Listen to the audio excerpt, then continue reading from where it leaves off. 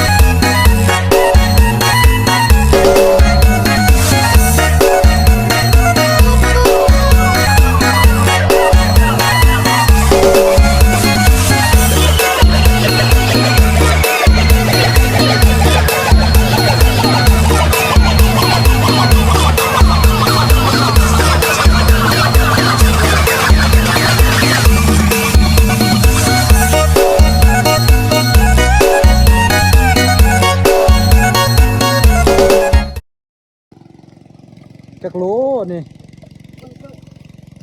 มาจักโลนี่จักโลนี่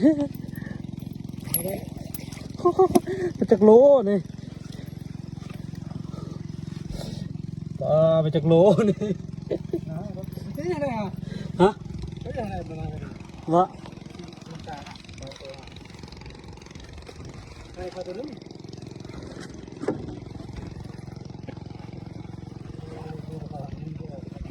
ไปย้อนจะประคองครับ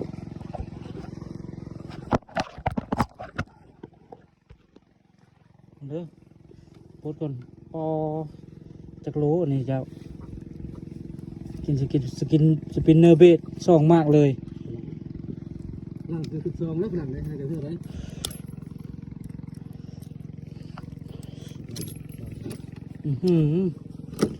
เจ้าเอ้ยจักโลนี่แบบนี้มันต้องวัดซะแล้ว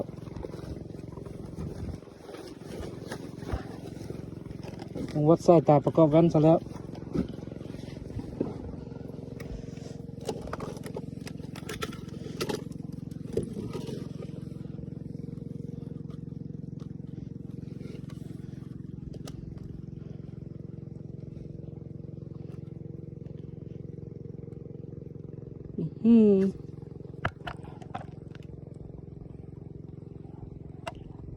3 โลปลาย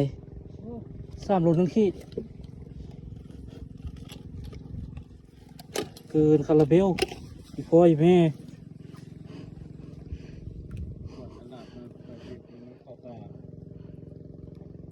น้อยไปมือน้อยไปเลย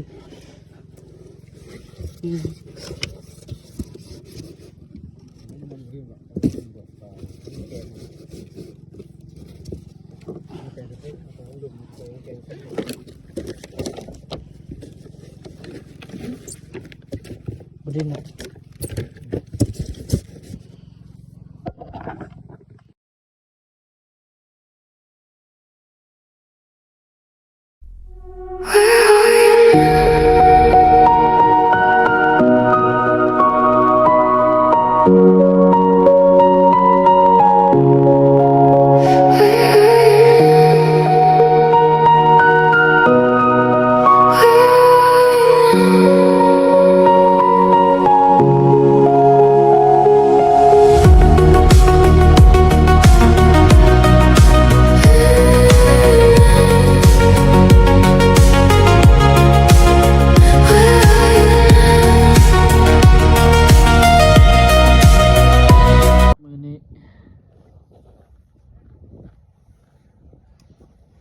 ไปตัวนี้นะมัน2 โลปลายตัวนี้ประมาณ1.8 โลเต็มกองโฟมเยอะ4